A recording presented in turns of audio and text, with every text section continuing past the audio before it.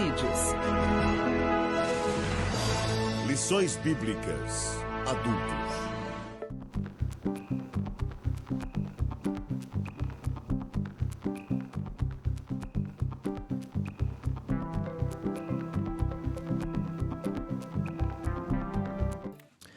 A paz do Senhor, estamos iniciando mais uma aula da Escola Bíblica Dominical, aqui no Departamento de Comunicação da Igreja Evangélica Assembleia de Deus, Ministério do Belém, em Piracicaba, na direção geral, nosso pastor-presidente, pastor Irineu Lima Pereira. E hoje estudaremos a lição de número 10, que tem por título Espírito, o âmago da vida humana, ou seja, o centro, aquilo que é mais importante. Vamos para o texto áureo da nossa lição. Texto áureo que encontra-se em Zacarias capítulo 12 e o verso 1, que diz assim: Peso da palavra do Senhor sobre Israel. Fala o Senhor, o que estende o céu, e que funda a terra, e que forma o espírito do homem dentro dele. Verdade prática da nossa lição.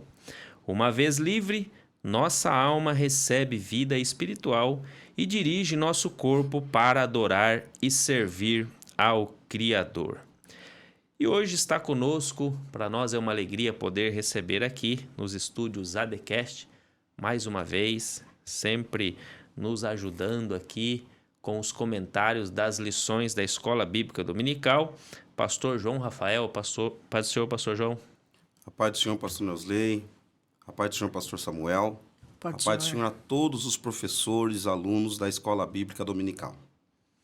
Também recebendo aqui mais uma vez pastor Samuel Batista, que é pastor ali na nossa igreja do SECAP.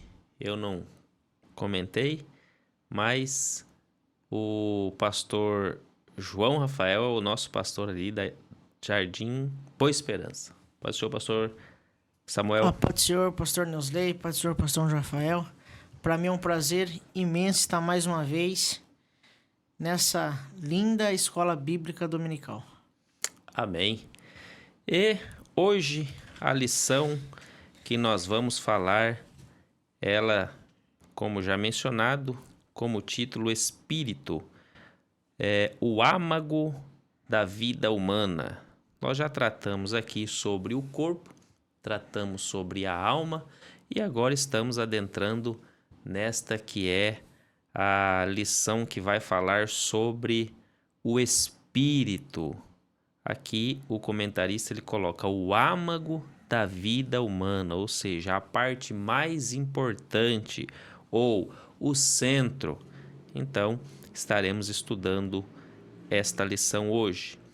A leitura bíblica em classe, como são apenas 4 versículos, nós faremos a leitura destes versículos. O primeiro encontra-se em Gênesis capítulo 2, versículo 7, que diz assim: E formou o Senhor Deus o homem do pó da terra, e soprou em seus narizes o fôlego da vida, e o homem foi feito alma vivente. Eu só vou abrir um parênteses aqui, depois, se os meus companheiros tiverem algo a acrescentar também, eu vou abrir a palavra, só para a gente entender aqui para o contexto de toda a lição de hoje. Algumas palavras. Uma das palavras é soprou, a outra fôlego da vida e a outra alma vivente dentro desse versículo que nós acabamos de ler. Aqui a tradução por soprou do hebraico é nafesh ou nefesh, que traz aí o sentido de respiração mesmo, ou seja, soprar no seu sentido simplificado aí, respiração.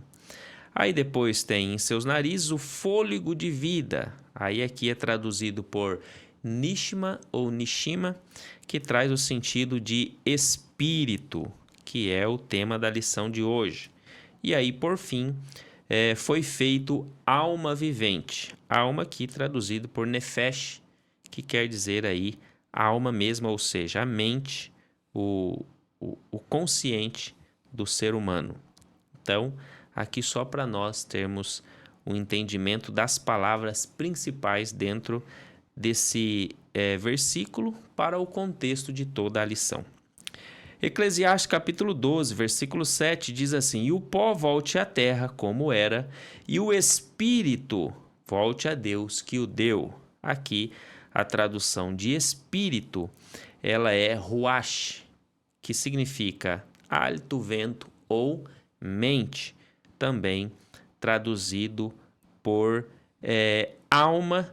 Aqui é um versículo que ele traz essa palavra ruach, ele traz um sentido aí polissêmico, que ele pode ser traduzido tanto para espírito quanto para alma. Versículo de Zacarias capítulo 12 diz assim: Peso da palavra do Senhor sobre Israel, fala o Senhor, que estende o céu e que funda a terra, e que forma o espírito do homem dentro dele. Também aqui espírito traduzindo por ruach, que também tem o sentido único de espírito aqui, que é uma palavra no sentido único, não trazendo um sentido polissêmico. O texto de João, capítulo 4, versículo 24. Deus é espírito e importa que os que o adoram, adorem em espírito e em verdade. Aqui a tradução do grego para espírito é pneuma, que tem aí o seu sentido do sopro ou do fôlego, né? Tradução simplificada para pneuma, que é espírito no seu sentido único. Amém? Então, dito isto, eu creio que nós podemos ter aí uma compreensão durante a aula do que vai ser ministrado através destes significados das palavras. Eu quero aqui já, não é não é comum, mas eu queria aqui perguntar aos professores se eles têm algo a acrescentar dentro dessa leitura. Não? Então vamos para aqui os objetivos da nossa lição, que traz aí o primeiro objetivo: expor que o espírito humano foi concedido diretamente por Deus como parte essencial da natureza humana, capacitando o ser humano a ter comunhão com o Criador. 2. Enfatizar que o pecado pode enraizar-se no espírito, gerando atitudes como soberba e inveja. 3. Mostrar que a regeneração espiritual é a base para uma vida de adoração genuína, vivida em espírito e em verdade. Então, na lição de hoje, nós estudaremos esses três objetivos que eu creio que trará aí uma grande elucidação para todos os alunos a respeito dessa lição que tem por palavra-chave espírito. A introdução da nossa lição já foi mencionada aqui, que nós já estudamos sobre corpo, estudamos sobre a alma, e nesta lição estudaremos acerca do espírito. Veremos como nos foi comunicado pelo Criador. Trataremos aí da sua divisão em relação à alma, sua importância para a nossa comunhão com Deus em santificação e adoração. Primeiro tópico da nossa lição trata sobre o sopro divino, a concessão do Espírito. Primeiro subtópico, o fôlego da vida. Pastor João Rafael. Pois bem, é bom nós, professores e alunos da Escola Bíblica Dominical, nós estamos abordando assuntos relativos à antropologia bíblica, conceitos que nós não tratamos eles no cotidiano. Porém, todas essas lições, todos esses conceitos em que nós estamos trazendo aqui, o pastor Wesley, ele trouxe algumas transliterações, ele trouxe algumas interpretações, a raiz de algumas palavras, usando a Bíblia. Usem a Bíblia Sagrada para você não se perder em aula, para você ter referências bíblicas com os seus alunos, trazendo a eles mais familiaridade em cima dos assuntos que nós estaremos abordando. O subtópico primeiro, ele começa com uma observação. O fôlego da vida feito de uma matéria pré-existente. O evolucionismo, através de Darwin, ele vem tentando, através de livros, filmes, séries, novelas, de alguns estudos pós-modernos, tentar desconstruir tudo aquilo que Deus deixou para nós, tentando confundir a mente das nossas crianças, adolescentes, jovens, trazendo ideias totalmente fora daquilo que Deus trouxe para a humanidade, para nós, naquilo que é concernente à nossa criação e à nossa formação. Eu gostaria de deixar nesse primeiro subtópico 2 textos bíblicos. O primeiro encontra-se em Gênesis, no capítulo 1, no versículo 1. A palavra criou, o verbo criar, aparece no hebraico junto com a palavrinha bará. Esta palavra, dentro de alguns conceitos teológicos, ela traz o sentido que Deus, ele criou, trouxe a criação a partir daquilo que não existia, através do haja. Deus, ele criou o haja luz. Deus, ele formou as coisas pelo poder da sua palavra. Mas também nós, em contraponto a isso, vamos perceber em Gênesis, no capítulo 1, no versículo 27, que existe outro verbo também no hebraico, que é o verbo asa.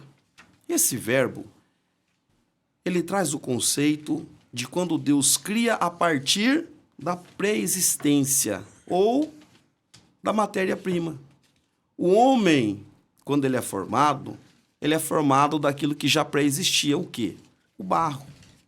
Mas não foi necessário, não foi suficiente, corrigindo a minha fala, Deus simplesmente formar um homem através de um barro e deixá-lo de forma inerte, que é o assunto que nós estamos abordando, como a ciência tenta induzir, através de clones, que nós já vimos aí em alguns lugares, que eles têm a capacidade de formar pessoas, de criar pessoas, a tecnologia, a IA, vem aí com todo o avanço, né, pós-moderno. Mas somente Deus tem a capacidade de levar o homem, ou de trazer ao homem, o espírito e a alma, que é um assunto que nós vamos discorrer em toda esta lição e você vai esclarecer muitas das suas dúvidas. Continue conosco. Amém. Só corroborando aí com o pastor João Rafael, o autor ele coloca aqui no finalzinho do primeiro subtópico que o espírito ele é a parte imaterial através da qual estabelecemos nossa comunhão com o Criador. Já foi dito isso lá no início, quando estávamos falando aí sobre a separação ou sobre a questão tricotômica, corpo, alma e espírito.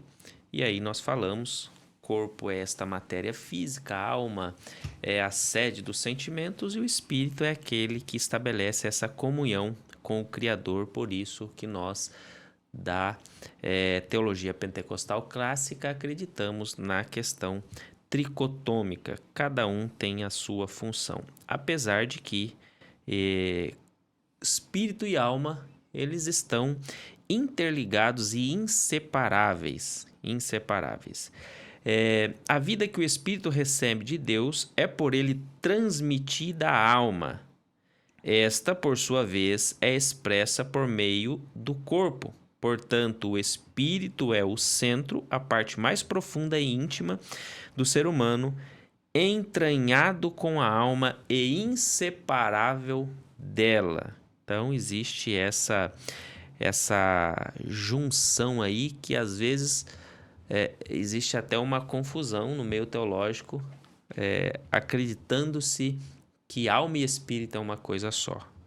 Por eles estarem intrinsecamente ligados, aí dá esse sentido, mas não. A alma é uma coisa, o espírito é outra, como nós lemos aqui já no texto de Gênesis, que faz parte da leitura bíblica. Gênesis capítulo 2 diz: soprou no sentido da respiração, depois soprou o quê? O fôlego de vida, que é o Nishma, que é o espírito, e aí foi feito alma vivente, Nefesh. Então existe aí, cada um é uma coisa, apenas aí para acrescentar essa questão que nós vamos discorrer um pouquinho mais aí durante a nossa aula. Professor Samuel, tem algo a acrescentar aqui no primeiro? Não, eu acho que tá bem amplo. Amém. Então vamos passar aí já ao segundo subtópico, que é a singularidade do Espírito. Passar aí ao presbítero irmão Samuel. Lembrando, né, aos professores e alunos que a gente está olhando para o Espírito, como o pastor João Rafael disse, pela antropologia bíblica, né? Nós não tá fazendo o papel de nenhum psicólogo, enxergando de outro prisma. Nós estamos enxergando pelo que a Bíblia nos ensina. Então, porque às vezes as pessoas, mas eu creio de outro jeito. Talvez porque você está enxergando com outros olhos. E nós estamos enxergando à luz da palavra de Deus. O segundo tópico aqui, o autor deixa que a alma e o espírito aparecem na Bíblia como elementos distintos. Porém, elas estão interligadas, elas são relacionadas. Ele vai destacar também, usando Zacarias 12:1, que é Deus que forma um espírito dentro desse homem. Então, esse lado divino que a gente tem é o espírito que foi colocado por Deus. Ele vai dizer também que esse espírito, ele vai voltar a Deus, né? Ele usa a referência de Eclesiastes 12:7, e que esse retorno, o espírito não volta sozinho, ele volta com a alma, aonde vai ter consequências disso, aonde a alma terá que prestar contas diante de Deus. Amém. Sinteticamente aí, muito bem explicado pelo professor Samuel, essa questão aí da divisão e de quando retorna, tá bem claro. O espírito retorna com a alma, e a alma, que é a sede dos sentimentos, é quem presta conta no tribunal de Deus. Aqui, apenas a título de complementação, o autor ele faz referência e ele coloca aqui os termos, né? Tanto Ruach como o termo Nefesh para alma, Ruach para espírito, apesar de Ruach ser uma palavra polissêmica, de alguns pontos ela trazer o sentido de alma também, ele coloca aqui para fazer essa distinção. E um dos textos que eu achei interessante aqui, que eu queria até aproveitar para ler, é um texto de Jó, capítulo 7, versículo 11. Deixa eu ver se eu consigo abrir aqui. Jó, que diz assim, ó: por isso não reprimirei a boca. Boca aqui está trazendo um sentido de, no hebraico, P, que significa o corpo também. Falarei na angústia do meu espírito, Ruach, queixar-me-ei na amargura da minha alma, Nefesh. Então aqui, já no Antigo Testamento, Jó, quando está escrevendo, ele traz aí o sentido tricotômico, corpo, alma e espírito, né? Ele traz boca no sentido do corpo, e aí ele fala: a angústia do meu espírito, Ruach, queixar-me-ei na amargura da minha alma, Nefesh. Então, trazendo aí claramente o sentido tricotômico. Amém? Vamos lá para o terceiro subtópico, que diz assim: a tênua divisão. Aqui, explicando aí, já que eu creio que já está bem é claro para os irmãos que estão nos assistindo, depois você pode pegar, voltar à aula, fazer aí as anotações, pegar as referências bíblicas que está na própria lição, que vai ficar bem claro para você. E aí, iniciando aqui o terceiro subtópico, que fala sobre destacar a relação distinta entre alma e espírito, eu estava comentando antes de iniciar a aula com os professores que no Novo Testamento fica um pouco mais claro essa divisão, porque daí quando passa para a tradução para o grego ele traz de forma sintática, não são palavras polissêmicas, são palavras únicas de um sentido único, alma, psique, e espírito, pneuma. Quando vai tratar do corpo, Paulo ele trata do corpo às vezes no sentido de soma, alguma coisa assim, ou então ele traz no sentido da palavra que o presbítero irmão Samuel Silva gosta muito de falar, né, que é o sarx, que é no sentido da carne. Então, fica bem mais claro de entendermos. Inclusive, tem os textos de 1 Tessalonicenses capítulo 5, versículo 23, Hebreus 4:12. Eu queria só fazer a leitura aqui para ficar bem elucidado aos alunos e professores que estão nos assistindo. 1 Tessalonicenses capítulo 5, versículo 23 diz: O mesmo Deus da paz vos santifique em tudo, o vosso espírito, alma e corpo. A divisão está feita. Sejam conservados íntegros e irrepreensíveis na vida de nosso Senhor Jesus Cristo. Hebreus 4, versículo 12 diz: Porque a palavra de Deus é viva e eficaz e mais cortante do que qualquer espada de 2 gumes, e penetra até o ponto de dividir a alma e espírito, juntas e medulas, e é apta para discernir os pensamentos e propósitos do coração.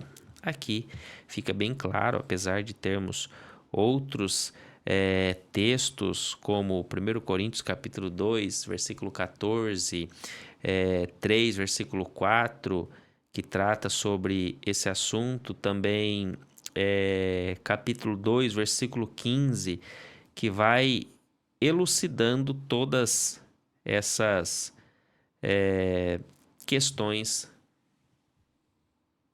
da antropologia que podemos trazer aí por o que nós entendemos dentro da teologia pentecostal clássica, tricotomia. E aí existe aqueles que creem, né, na questão dicotômica, ou seja, na dicotomia, que espírito e alma estão juntos. A nossa teologia, ela não crê nessa doutrina, e as bases bíblicas são muito fracas para se acreditar nessa teologia da dicotomia. Eles citam alguns destes versículos que eu citei aqui, por exemplo, Zacarias, Eclesiastes, que foi citado, dizendo no sentido quando está falando do Espírito, mas é a palavra polissêmica que nós já falamos aqui, ruach, que traz o sentido das duas coisas, por eles estarem intrinsecamente e eles serem inseparáveis, como já foi dito pelo comentarista da lição. Então, essa corrente, ela não se sustenta. E aí tem, apesar da corrente dicotômica não ser uma corrente que podemos dizer herética, não. A corrente que seria herética seria o monismo, aqueles que acreditam em apenas uma coisa, só o corpo, ou só o espírito, ou só a alma. Essa corrente seria herética. Ou então, há aqui no auxílio teológico que os apolinarianos, grupo herético, eles acreditavam em corpo e alma, mas no sentido que esses estavam interligados e que Cristo não possuía espírito. Aí já é uma questão herética, né? Ou então Placeu, da escola de Saumur, na França, que acreditava que existia-se só espírito e corpo. E aí a alma, ele dizia que era uma mera vida animal. Então aí existe a questão herética nesse sentido. Quando se une espírito e alma, aí ainda passa, né? Mas quando se separa espírito e alma e diz que é só duas coisas, ou corpo e alma, ou espírito e alma, aí já está entrando para uma corrente herética, tá bem? Bom, eu creio que aqui nós deixamos bem claro, né? Eu até nesse terceiro tópico abro aí se os professores tiverem algo a acrescentar. Esse terceiro subtópico, na verdade, ele foi mais para esclarecer que existem várias divisões de correntes teológicas, discussões intermináveis em seminários teológicos. Não é esse o propósito da escola bíblica dominical, como nós já falamos aqui. Em outras aulas, a escola bíblica dominical é uma escola eclética de pessoas que têm formação de um ensino fundamental e tem pessoas que não têm essa formação, tem pessoas leigas que não tiveram a oportunidade de passar por uma sala de aula, mas enfatizando que nós somos tricotômicos em cima do nosso credo, da nossa declaração de fé, nós defendemos isso. O pastor Neusley foi muito feliz, juntamente com o pastor Samuel também, em trazer para nós esse esclarecimento. Nós temos conceitos como o dicotomismo, que ele não é um conceito herege, né? Nós temos os presbiterianos e algumas igrejas reformadas que acreditam nesse conceito e nós respeitamos, assim como eles nos respeitam também, com a nossa linha de pensamento, mas existem outras ramificações de pensamentos. Aí, fugindo disso, aí são invenções, são especulações, e tudo isso é para confundir e atrapalhar. Fique naquilo que você aprendeu, fique naquilo que nós estamos ensinando. Estamos trazendo referências bíblicas para você consultar na sua casa, para você consultar com seu professor e para você ter uma profundidade bíblica e ter um conceito em que você pode entender com mais facilidade. Bem, professor Samuel, vamos para o segundo tópico da nossa lição, que vai tratar sobre espírito, pecado e santificação. Primeiro subtópico aqui do tópico 2 vai falar sobre pecados do espírito. Mais uma vez eu passo ao professor pastor João Rafael. Subtópico primeiro, nós estamos falando sobre a existência de pecados correlacionados ao corpo, à alma e ao espírito. Nós podemos abranger um pouco mais, aproveitar esse subtópico, para entender também que todos esses conceitos de pecados, porque existem jargões no nosso meio que, às vezes, as pessoas, uma falácia ou outra, elas acabam subentendendo que, para Deus, não existe distinções de pecado. Para Deus não existe pecadinho e pecadão. Um pecado mais simples e um pecado com mais gravidade. Na verdade, existe, né? Nós vamos aprendendo e nós vamos nos aprofundando. Por exemplo, as transgressões, elas estão pautadas nos mandamentos de Deus, nos decálogos, os 10 mandamentos, os não de Deus, não matarás, não roubarás. Essas leis, elas são éticas e elas são morais. São pecados que Deus, logicamente, não se agrada. Mas existe também as abominações. Provérbios capítulo 6, a partir do versículo 16 ao versículo 19, o escritor do texto, Salomão, ele vai dizer que existem 6 coisas que aborrecem a Deus. São pecados contra Deus. Mas a 7ª Deus abomina, que é aquele que faz contenda, intriga entre os seus irmãos. Diante de Deus, isso é uma abominação. Não vai por essa linha. Existe também, Mateus capítulo 12, versículo 31 e 32, a blasfêmia, que é a gravidade maior para Deus, relacionados ao assunto que nós estamos trazendo dentro desse subtópico. Estamos falando sobre pecado, aquilo que nos distancia de Deus, aquilo que nos afasta de Deus, aquilo que entristece a Deus. Existem as transgressões, leis morais, leis éticas, existem sim as abominações E muitas pessoas não estão sendo zelosas com isso. Nós falamos aqui sobre sermos pacificadores por reino de Deus, né? Sermos chamados filhos de Deus. Existe também a blasfêmia contra o Espírito Santo. Todos eles estão atrelados às consequências de pensamentos, corpo e afetando também, principalmente, o âmago da nossa alma, que é o espírito. Amém. Muito bem explanado aí a respeito de pecados do espírito, que existem, como explanado aí pelo pastor João. Vamos aqui para o segundo subtópico da nossa lição, que vai falar sobre raízes do pecado. Pastor Samuel. O autor da lição, ele coloca que a criação, ela veio do material para o imaterial. E nós vamos ver que a redenção aqui, ela vai se dar ao contrário. Ela vai se dar do imaterial para o material. A redenção, então, é do espiritual para o físico. Aonde nós podemos, né, na verdade, ter um erro de se preocupar só com o físico, com o que a gente está vendo, e o que ninguém está vendo, a gente deixa batido. A gente não se preocupa.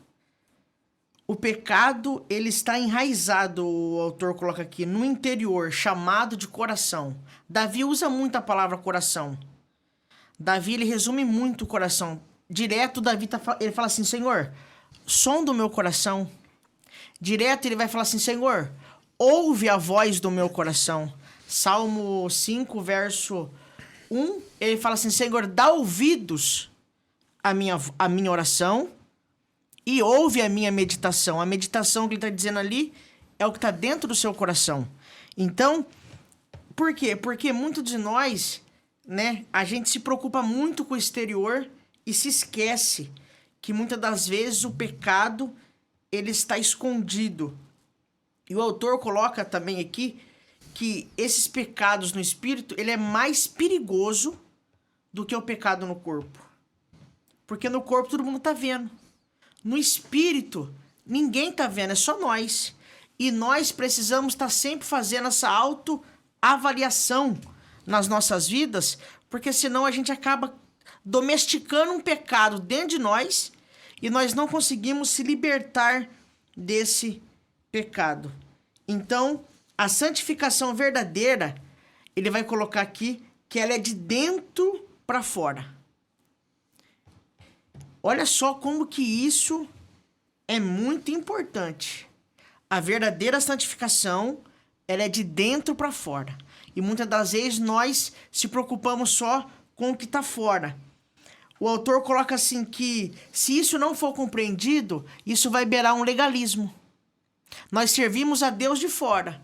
Mudamos de roupa, mudamos de muitos comportamentos, mas dentro de nós continuamos vaidosos, orgulhosos, soberbos, homens e mulheres amantes de si mesmo. Mudou em nada. Então, por isso que Jesus, quando ele vai confrontar os fariseus, eles vão chamar ele de sepulcro caiado. Por fora tá bonito demais, mas dentro tá podre. Então, nós temos que deixar isso bem claro na sala de aula. É bom a gente ver a mudança nas pessoas. E a gente só consegue julgar o que está por fora mesmo. Agora, Deus, o justo juiz, que vê tudo, ele consegue examinar o meu e o seu coração. E nós não podemos esquecer disso. Porque senão a gente vai entrar num outro ponto aqui que ele coloca aqui. A gente vai começar a distorcer a graça.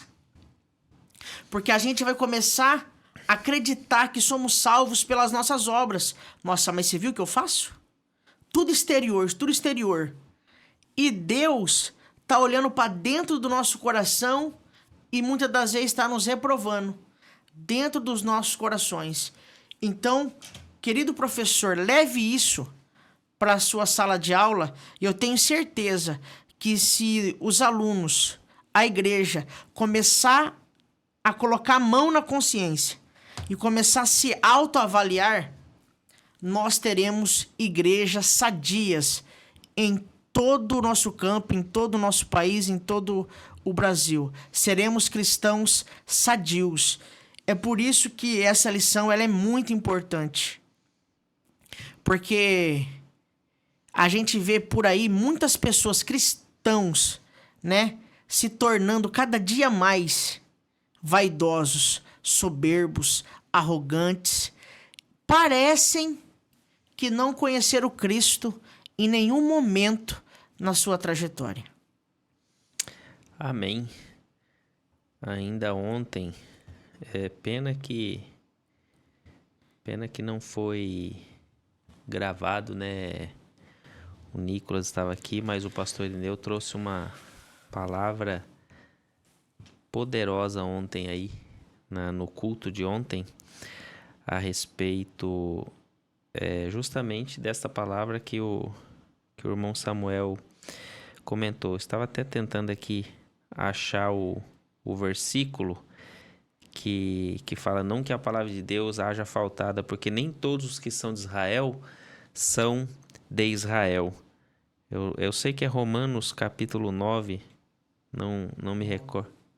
Romanos 9, eu não me recordo o versículo, mas depois a gente acha, né? Nem todos que são de Israel são israelitas. Olha que palavra. E aí o pastor, ele trouxe essa palavra justamente dentro desse sentido, que se nós não tivermos esta compreensão, que acaba se tornando um legalismo, há a distorção da doutrina da graça. E aí há aqueles que acabam confiando em si próprio e deixando o Espírito Santo de lado. E aí é onde que é o perigo, né? Que a pessoa começa a se enfraquecer. Começa a perder a força do Espírito, porque acha que por si própria ela tem possibilidades e nós não temos nenhuma possibilidade. E acabam que se enveredando por caminhos de querer dizer: não, é a igreja que está errada, não sou eu, essa igreja é quadrada, essa igreja tem uma doutrina que não condiz com a minha vida, quando é ela que está se enfraquecendo cada dia mais. Então nós devemos tomar cuidado e isso está justamente nesse campo da questão aí da raiz do pecado, que é o que foi dito aqui já pelos nossos professores. Vamos lá para o terceiro subtópico: vencendo o pecado. A força do pecado, arraigada em nosso espírito, somente é vencido quando deixamos de confiar em nós mesmos e dependemos inteiramente da graça de Deus e seu poder salvador e santificador, como já foi mencionado pelo professor irmão Samuel. A lei do Espírito de vida em Cristo Jesus nos livrou da lei do pecado e da morte. Romanos capítulo 8, versículo 2.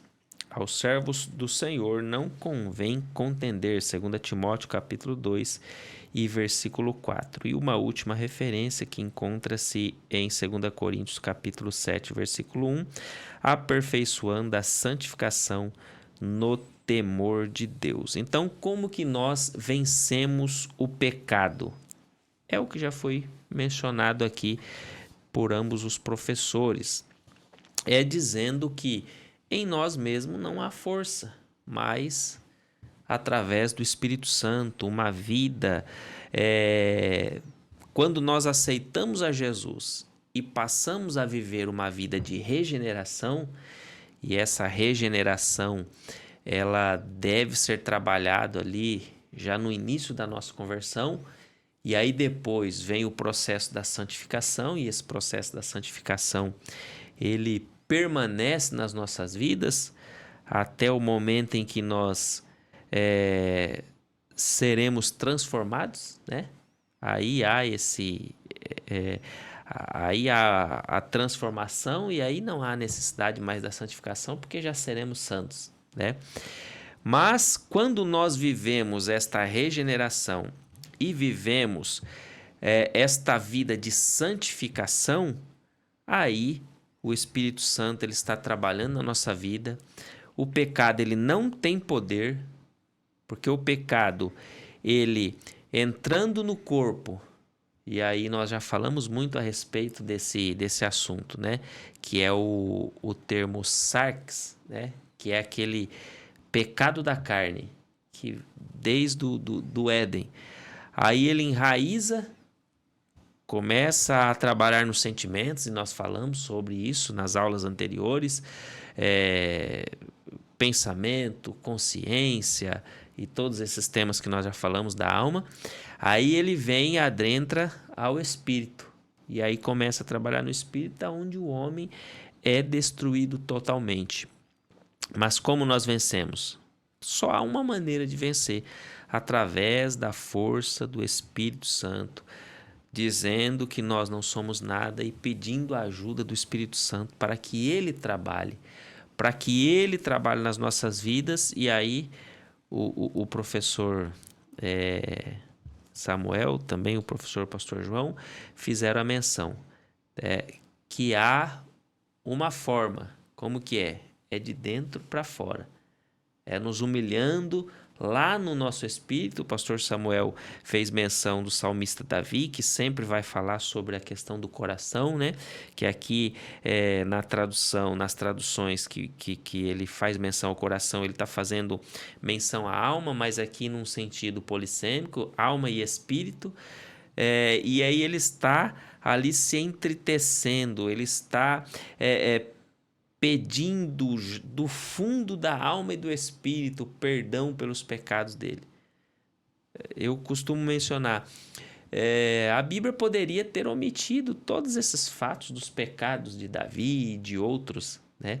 Mas está ali para o nosso conhecimento e para nós entendermos que o ser humano, pelo sarx, ele é pecador. Por si só, ele é pecador.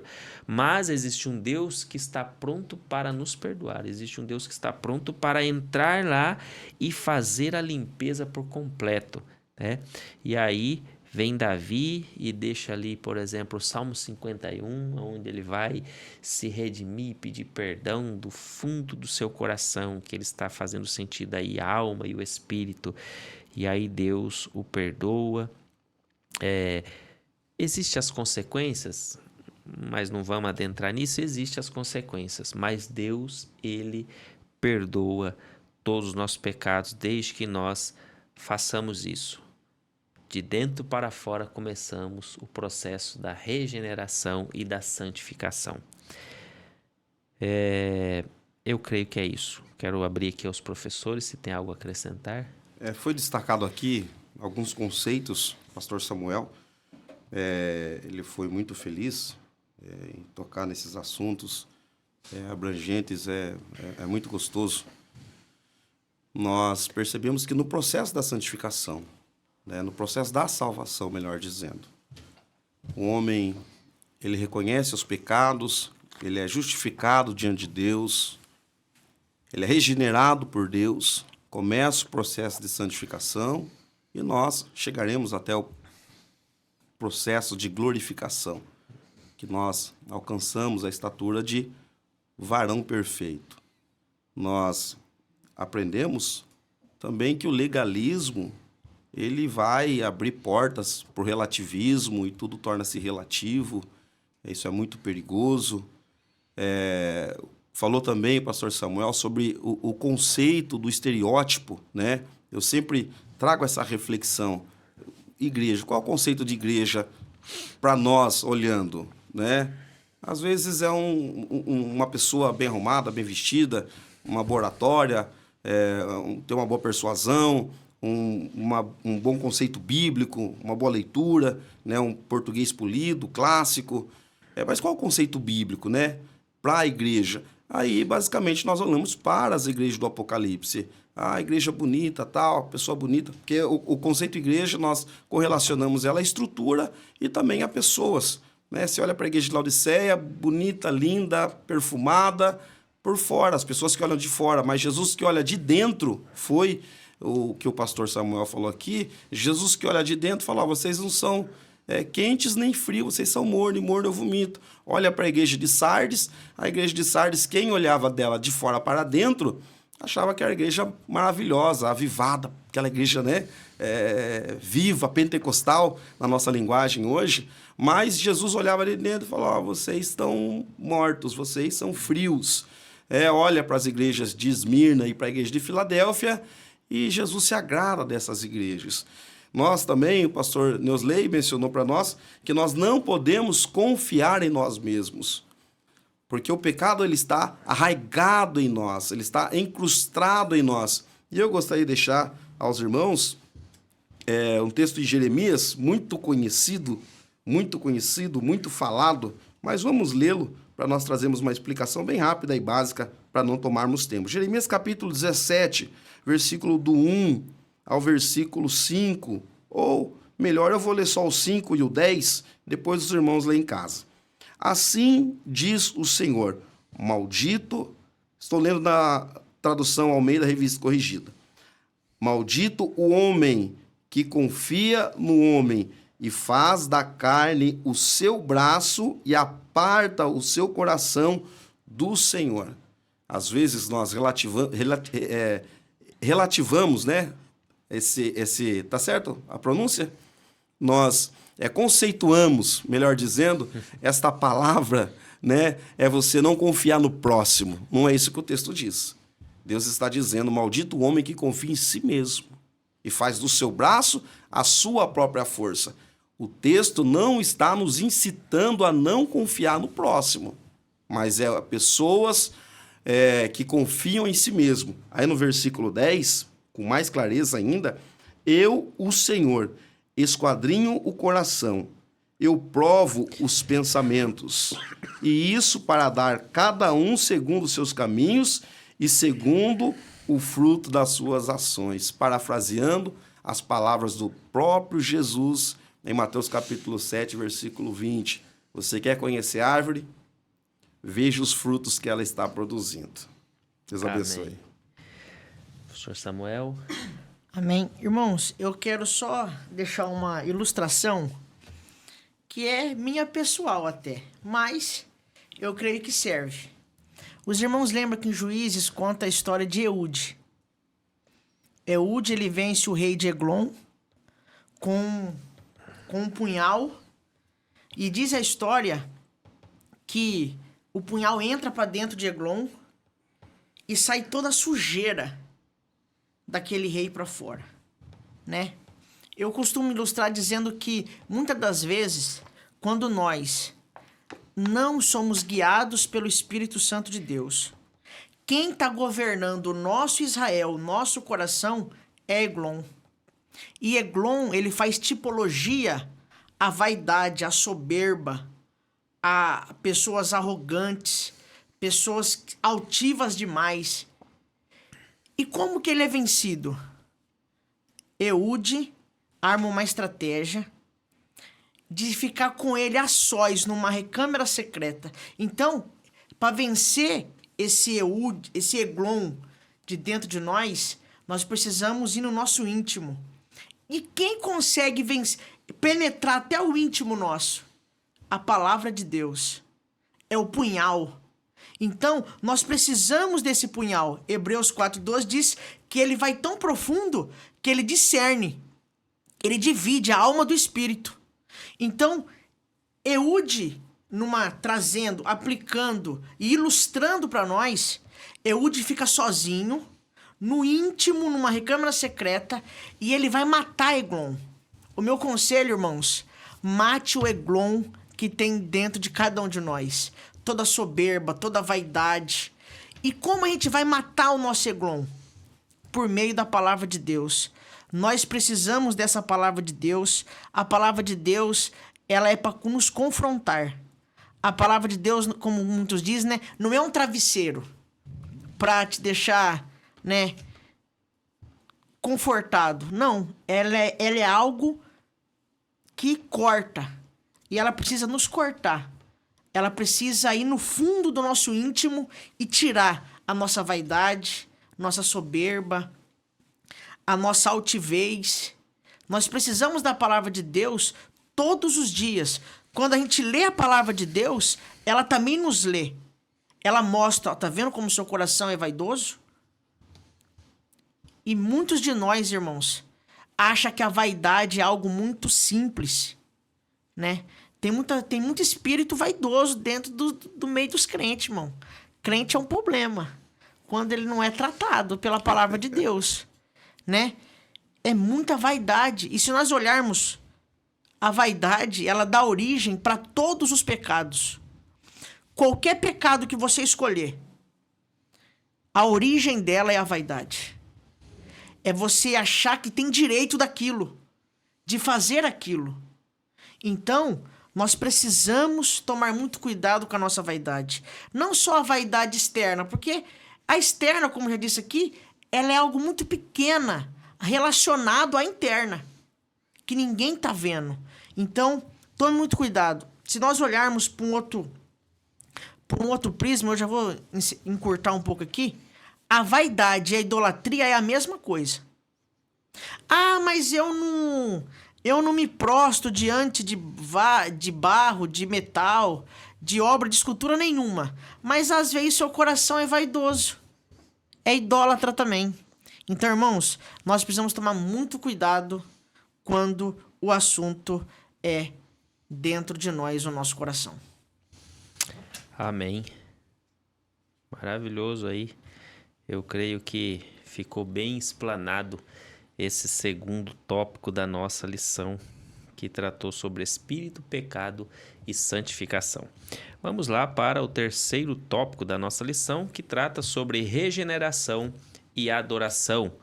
Mas antes de adentrarmos a esse terceiro tópico, eu quero te convidar, você que está nos assistindo, faça parte, compartilhe, se inscreva no nosso canal, nas nossas redes sociais, AD Belém Piracicaba, no Instagram, no YouTube. Você que está nos assistindo através do YouTube, já aproveita para se inscrever no nosso canal, acionar ali o sininho para que todas as vezes que a Escola Dominical aqui através desse canal for ao ar, você será notificado.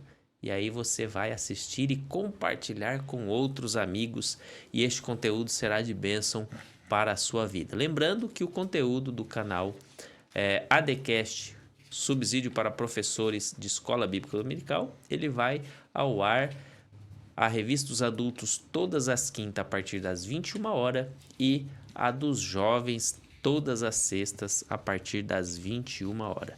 Então, fique ligadinho aí e participe, curtindo, comentando, e eu tenho certeza que você vai ser edificado pela palavra. Voltando aqui, nós vamos aqui para o primeiro subtópico do tópico 3, que vai tratar sobre o novo nascimento. Pastor João Rafael. Irmãos, que bênção. Pastor Samuel trouxe para nós aí, para nós matarmos o Eglon, pastor. Isso. Para nós matarmos o Eglon que há dentro de nós, a vaidade que há dentro de nós. Irmãos, o sábio, no ápice da sua sabedoria, ele vai dizer que no final da vida ele entendeu que tudo é vaidade. Tudo resume em vaidade, como foi bem falado aqui. Vaidade, na sua originalidade, significa bolha de sabão. Ela é linda, bonita por fora, mas ela é vazia por dentro. Você conhece pessoas assim? Pois bem, o novo convertido, ele precisa aprender através de um material devocional, através de acompanhamentos instrutivos na palavra de Deus, porque a partir do momento que ele é justificado por Deus, consequentemente ele é regenerado por Deus, ele começa o processo de santificação, para ele tudo torna-se novo. Aí você pergunta para o novo convertido, quem é Deus? Esses dias eu fiz essa pergunta dentro de uma sala teológica. dentro de uma sala teológica. Quem é Deus? As pessoas ficaram meio preocupadas em responder, não que não sabiam, né? Mas às vezes ali a tensão do momento, né? Quem é Jesus foi a pergunta. E simplesmente, né, Jesus é Deus. Nós precisamos reconhecer isso de dentro para fora. Esses são os efeitos da nossa regeneração. É o nascer de novo. É o morrer para o mundo e nascer de novo. Então, antes de mais nada, Jesus não é uma emanação de luz, Jesus não é um grande profeta, Jesus não é simplesmente o nosso amigo, Jesus não é o nosso simplesmente redentor. É lógico que isso tem todas as relevâncias soteriológicas, mas Jesus é Deus. A partir do momento em que nós entregamos a nossa vida, reconhecemos as nossas falhas, os nossos pecados, fomos justificados e regenerados por Ele. A regeneração, Ele assume todas as nossas culpas, os nossos pecados e nos dá uma nova oportunidade. É isso que o novo nascimento faz, né? Baseado no texto em que nós temos lá em João capítulo 3, e no subsídio de baixo, aqui no subtópico de baixo, nós também já estaremos falando sobre a mulher samaritana ali, que está à beira do poço, que ela é confrontada com Jesus, e eles entram ali também num debate a respeito do que é adoração. 2 conceitos simples e básicos. Você vê que a Bíblia não precisa de muita coisa. Se a Bíblia tivesse somente 2 versículos, professores, nós já teríamos um esclarecimento amplo da proposta de Deus. João 3,16. Porque Deus amou o mundo de tal maneira, inexplicável. Conceito de adoração. Deus procura os verdadeiros adoradores, aqueles que adoram de dentro para fora, em espírito e em verdade. Nosso pastor presidente, pastor Irineu Lima Pereira, trouxe a nós, em uma das nossas vigílias de oração, conceito de adoração. O que é adoração? A adoração, ela começa com o enaltecimento a Deus, com palavras que engrandecem o nome do Senhor. Ela continua reconhecendo as nossas falhas, os nossos pecados, a nossa humilhação diante de Deus. O regenerado, ele faz isso. A adoração também, ela tem a ver com o sacrifício, com a contribuição, com a oferta. E é lógico, através também das nossas orações, das nossas súplicas, das nossas intercessões, nós, regenerados, continuamos adorando o nome do Senhor. Amém. Entrando aqui para o segundo subtópico da nossa lição, essa lição hoje, que é uma lição maravilhosa, né? Uma lição que nos traz um aprendizado. Nós que estamos lecionando, a gente vai estudando e vai aprendendo e vai aplicando para a nossa vida, né? E isso traz uma alegria grande, porque nós sabemos que a palavra, como foi dito, ela confronta, mas a palavra também, ela nos ensina a cada dia mais permanecermos firmes naquele que é o caminho que nos leva aos céus. Agora o segundo subtópico, em espírito e em verdade, professor Samuel. O autor, ele coloca aqui que o novo nascimento é essencial para uma adoração verdadeira e correta. Aí ele vai dar exemplo da mulher samaritana e que Nicodemos, eles tinham um entendimento limitado, porque eles tinham que a religião para eles era aquilo que eles viam, era aquele algo visível, né? E vai muito além do que a gente está vendo. A verdadeira vida espiritual não se baseia em misticismo, ele coloca aqui, mas numa comunhão com Deus, conforme as Escrituras. Então, olha o perigo que muitas das vezes a gente corre de fazer muitas coisas, eu vou chamar de ativismo religioso. A gente trabalha demais, meu Deus do céu, tem gente, irmãos, que ele ora demais, mas não de coração, sabe? Ele ora igual os fariseus nas esquinas. Olha, meu Deus, eu faço isso, eu faço aquilo, ó, mas eu não sou igual esse publicano. Ele podia passar o dia inteiro orando daquele jeito ali e Deus não estava nem aí para sua oração, para sua adoração. Então, a gente toma muito cuidado com essa falsa religiosidade. Às vezes nós, como já foi falado aqui sobre o legalismo, nós achar que Deus me abençoa porque eu estou todo dia na igreja. Deus me abençoa porque eu sou dizimista. Deus me abençoa porque aí eu passo 3 horas orando todo dia. Então, olha só. A questão é a intenção. Eu não estou dizendo que a gente não tem que orar. A gente tem que orar. Com o nosso coração voltado a Deus. Quando a gente tem esse relacionamento com Deus. A gente dizima porque ama Deus e a obra dele. Então, Deus não me abençoa só pelo fato de eu dizimar. Deus, ele mede a intenção do meu coração e ele sabe por que eu estou dizimando na casa de Deus. E eu sei também por que eu estou dizimando na casa de Deus. Eu tenho consciência que tudo que eu tenho é de Deus. Então, não é só os 10%. É o 100% do que eu tenho é de Deus. A minha mente é de Deus. O meu corpo é de Deus. A minha alma é de Deus. Tudo que eu tenho é de Deus. E a graça, ela transforma a gente em espírito, alma e corpo. A gente toma muito cuidado que essa graça que só muda por fora, né? Uma graça manca que as pessoas estão usando por aí hoje, que as pessoas não mudam. Ah, não, mas e a graça, irmãos? Não, calma aí.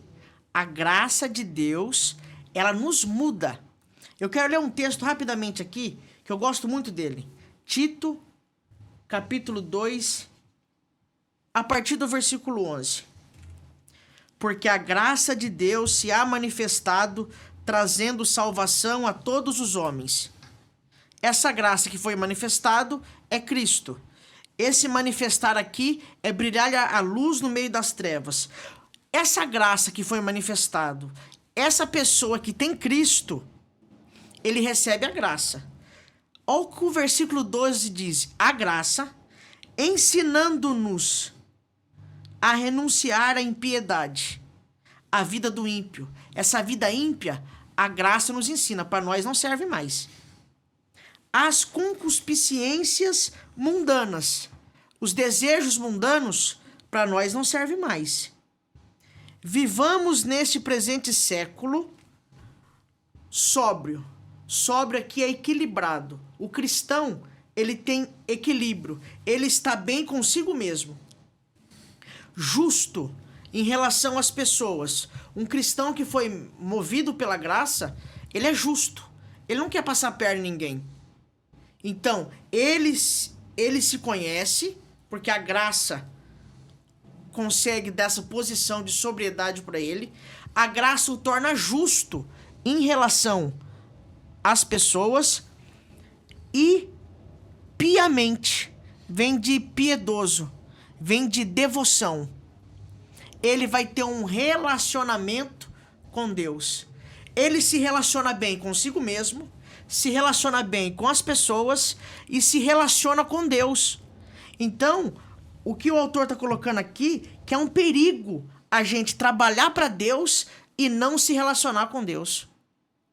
Isso é um ativismo religioso. Falamos muito em Deus e não conhecemos Deus. Falamos em muita oração, prega-se muito sobre oração, mas poucos oram. Muita gente que prega sobre oração não ora. Então, eu estou falando de um Deus que eu não conheço. Eu quase caio naquela palavra de Jó. Eu conhecia Deus só de ouvir falar. Então tem muita gente hoje, querido professor, que ele só conhece a Deus de ouvir falar. Então, antes de eu e você querer trabalhar para o Senhor, nós precisamos conhecer quem é o Senhor, ter relacionamento com o Senhor, porque senão muitos de nós vão ouvir Senhor, vão falar Senhor, Senhor, e o Senhor vai falar assim, mas eu não te conheço. E a palavra conhecer ali é intimidade. Olha, relacionamento. Então, meu querido amigo, professor, apontua isso para sua sala, que antes de nós querermos trabalhar para Deus, nós precisamos se relacionar com Deus, conhecer esse Deus, porque tudo que nós fizermos, melhor dizendo, tudo que eu fazer depois do meu relacionamento com Deus vai fluir bem. O meu louvor vai fluir bem, porque eu conheço a quem eu estou cantando. A minha pregação vai fluir bem, porque eu sei em nome de quem eu estou pregando. A minha oração, ela vai ter efeito, porque eu conheço a quem eu estou orando. Ele é meu amigo. Eu não sou alguém que está ali só pedindo as coisas para Deus. A gente tem que tomar cuidado que Saul não ligou muito para a Arca da Aliança. Saul não deu muita importância para ela, porque ele tinha ela como um amuleto de guerra. Só na hora da guerra que ele pensava na arca. Mas Davi não. Davi sabia que ele não poderia reinar, governar, trabalhar para Deus sem a presença de Deus. Amém? Amém. Adentrando aqui ao terceiro subtópico, pegando um gancho aí do irmão Samuel, a verdadeira e pura adoração nasce de um espírito quebrantado em simplicidade, sem pretensão de louvor ou glória humana. Já foi mencionada aqui no segundo subtópico, o pastor João fez referência à mulher samaritana, que volta a referência aqui no terceiro subtópico também, como Jesus ensinou a samaritana. Deus é espírito e importa que os que o adoram em espírito e em verdade. O pastor Samuel, na fala que estava fazendo menção a uma certa religiosidade de muitas pessoas que dizem, mas não praticam, falam, mas acabam não fazendo. É o exemplo desta mulher samaritana, né? Que ela conhecia, que o texto diz que ela, no finalzinho ali, quando ela está conversando, ela fala assim: olha, vejo que tu és um profeta, que já foi ventilado lá atrás, mencionado, que viria e faria isso, isso e isso. Aí, de repente, Jesus fala assim: eu sou, né? Ela fala assim: eu já ouvi falar de alguém que viria. E aí Jesus se apresenta ali: eu sou este que você ouviu falar, né? E aí esta mulher, ela vai comunicar a outras pessoas, porque houve uma regeneração. Ela saiu da religiosidade para entender o que era a verdadeira adoração. E aí ela foi fazer o que deveria ser feito. E aí aqueles que ouvem a palavra desta mulher, eles vêm e dizem a mesma coisa. Olha, nós ouvíamos, mas agora nós vemos o que acontece. E aí ali se entende sobre a verdadeira adoração que Jesus estava pregando e falando com aquela mulher, que chegaria o dia, e aí Jesus diz: já é agora.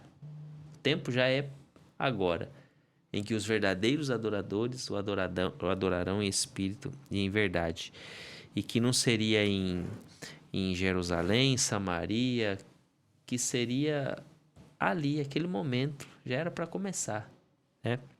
Então, aqui nós entendemos que a verdadeira e pura adoração nasce de um espírito quebrantado. Quando nós entendemos, quando nós temos esse processo que já foi dito no tópico anterior, da regeneração, que começa de dentro para fora, e aí nós entendemos, temos esse quebrantamento do espírito, e aí na simplicidade da nossa adoração, quando nós entendemos e praticamos, e não vivemos uma falsa ou uma religiosidade, aí nós entendemos, e aí o trabalhar de Deus começa a ser feito, e aí a adoração ela surge. O tópico fala sobre a regeneração e a adoração.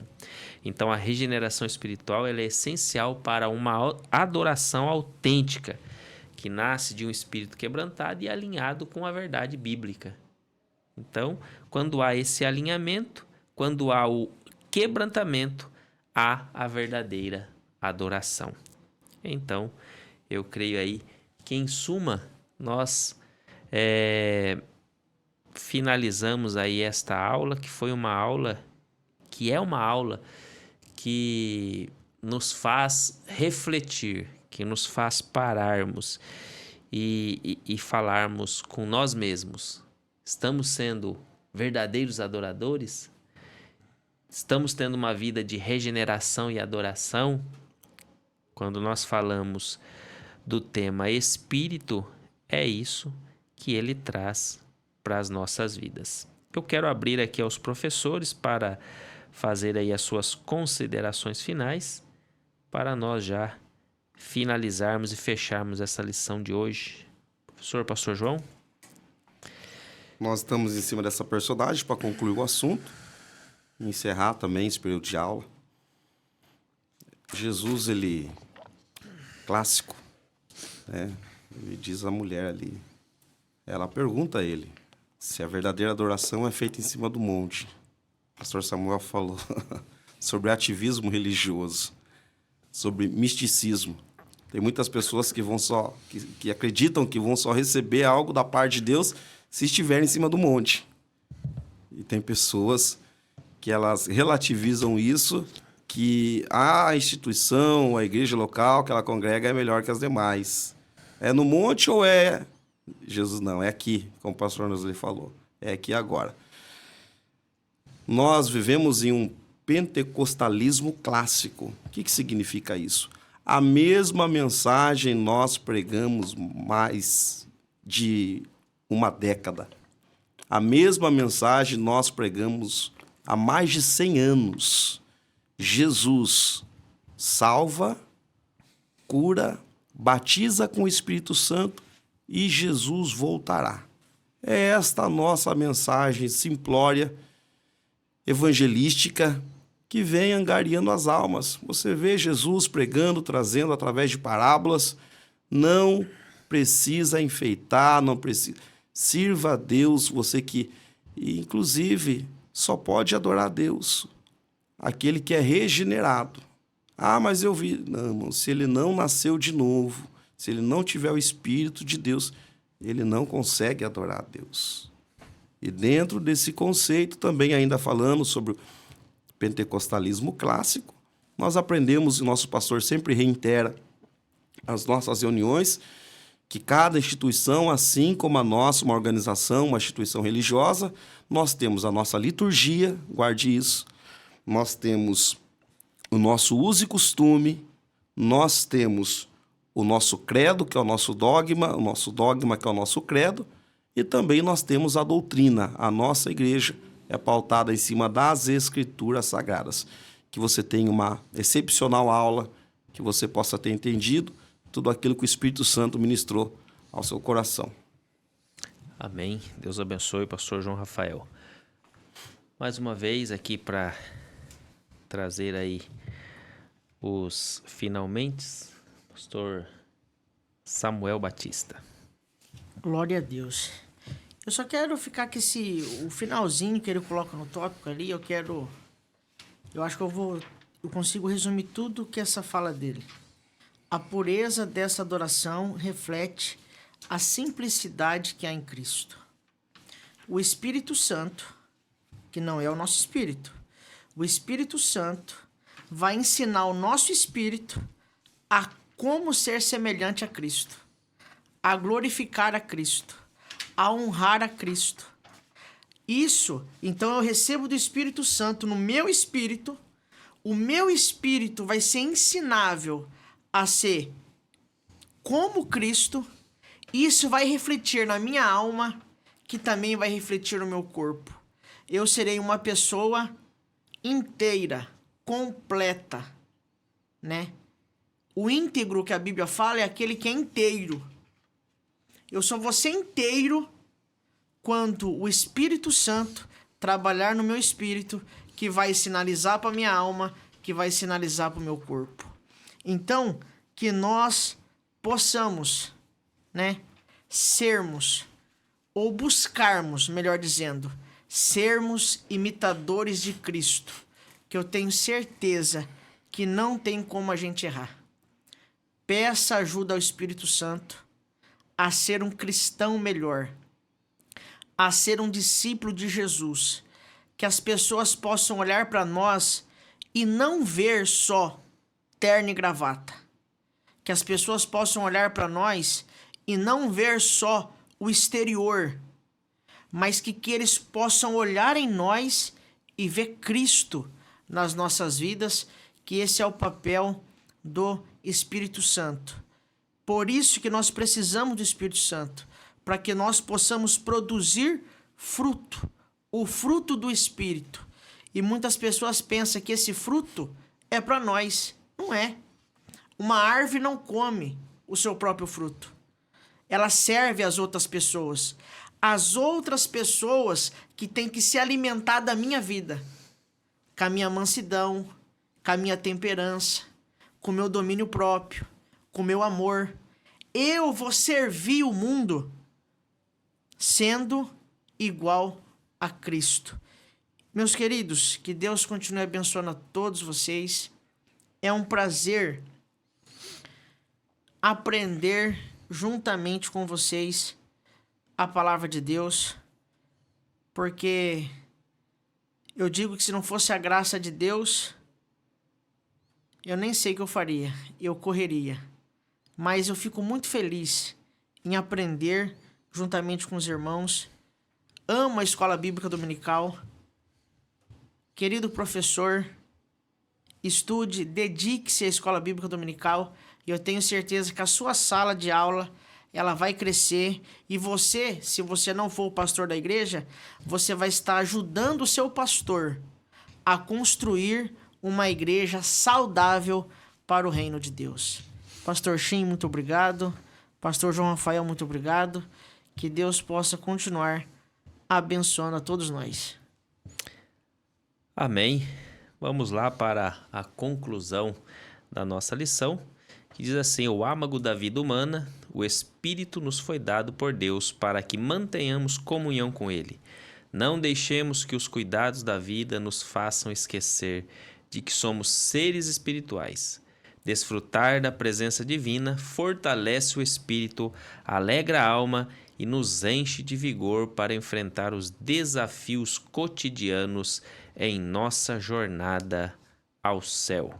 Que Deus abençoe a cada um dos irmãos que estão nos assistindo, a cada professor que está assistindo esta aula, preparando a sua aula para o domingo, já te convidando todos os domingos em todas as nossas congregações no campo de Piracicaba, a partir das 9 da manhã, nós temos Escola Bíblica Dominical. Você que ainda não é aluno, corra lá, faça sua matrícula e comece a participar da Escola Bíblica Dominical. A próxima lição que estudaremos é a lição de número 11, que tem por título O Espírito Humano e as Disciplinas Cristãs. Então não perca e fique conosco, sempre ligadinho, aprendendo mais e mais da Palavra de Deus. Nós ficamos por aqui e até a próxima aula da Escola Bíblica Dominical. Deus abençoe.